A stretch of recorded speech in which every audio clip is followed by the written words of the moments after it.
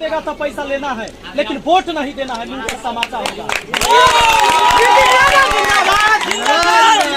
5,000 से कम नहीं लेना है, वोट भी नहीं देना है।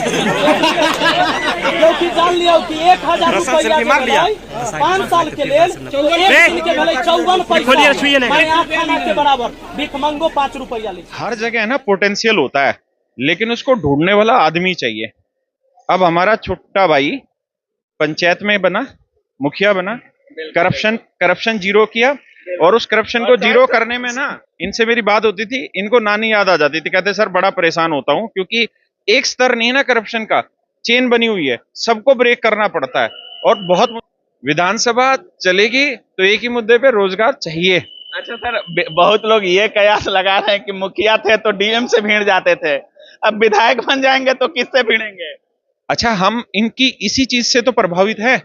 एक आप बोल भी रहे थे कि अरे यार डर नहीं लगता विपिन सर को। मैं उस दिन इनको फोन करके, यार आप जी कैसे ले रहे हो डीएम से पंगे लेके, लेकिन क्या है कि विपिन सर में वो डर है ही नहीं, कारण काम ही किसी और चीज के लिए कर रहे हैं।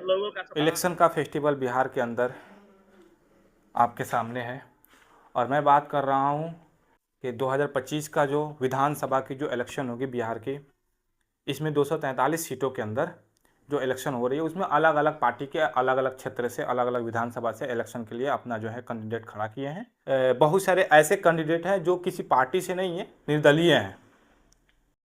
तो मैं यहाँ पे बात कर रहा हूँ विपिन सर। ये चूँकि एक शिक्षक हैं, इन्होंने मैथ पढ़ाया।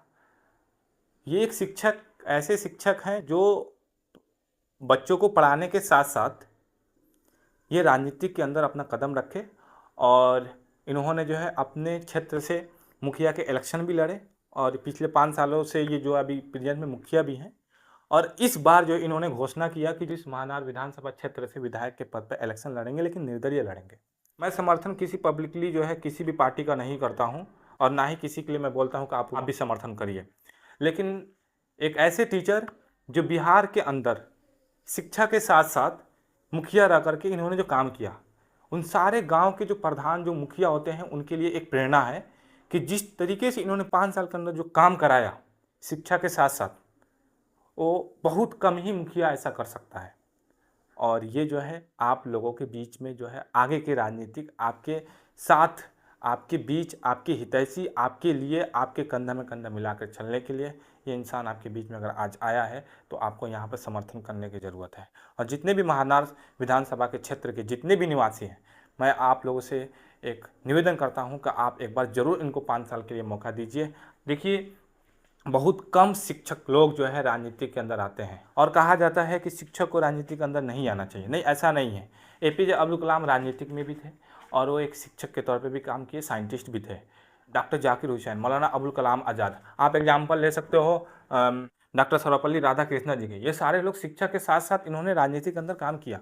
और जब शिक्षक निकल करके समाज सेवा करना चाहेगा, तो सबसे बेहतर वही कर पाएगा जो समाज को समझा है, और समाज को समझने के लिए शिक्षा की बहुत ज़रूरी है। और जब शिक्षक आते हैं तो आपका समर्थन बढ़ता है। एज मैं टीचिंग लाइन के अंदर जुड़ा हुआ हूँ, मुझे पता है कि शिक्षक जो है एक समाज को एक ऐसे नज़रिया से देखता है कि उसका समाज की भलाई हो। देखो भाई, 5 साल के बाद आपका अधिकार मिलता है वोट देने का, और ये 5 साल के बाद फिर दोबारा आपको अधिकार मिलेगा। तो 5 साल के लिए डिसीजन आपको एक बार मिलता है लेने के लिए, तो आप सोच समझ करके डिसीजन लीजिएगा। आप जो भी फैसला कीजिएगा, जो भी आपका एक वोट है, एक वोट बहुत कीमती है। पार्टी, जाति, धर्म, इन सबको साइड करके उस इंसान को अपना वोट देना जो आपके लिए दिन रात आपके लिए सोचता है। जब भी आपको बुरा वक्त आता है आपके समाज में, आपके बीच में, तो इंसान आपके बीच में दिखाई देता हो। हमारे यहाँ तो विधायक और सांसद तो अभी आज तक हमको पता ही नहीं चलता कब आते हैं कब जाते हैं, इतनी बड़ी समस्या हो जाती है। तो हम ऐसे चुनते हैं। और लोकतंत्र में कहा जाता है कि राजनेता जो है सोसाइटी, समाज और देश को जो है खराब कर रहे हैं। देखिए, ये लोकतंत्र देश है। यहाँ पे अगर कोई नेता गलत कर रहा है तो इसका जिम्मेदार कहीं ना कहीं हम जनता भी हैं, क्योंकि हमने उनको चुनकर भेजा है। तो ये जिम्मेदारी हमारी भी है कि हम किस इंसान को चुन करके भेज रहे हैं। फिर सवाल हम पे भी होना चाहिए कि हमने ऐसे लोगों को क्यों चुना।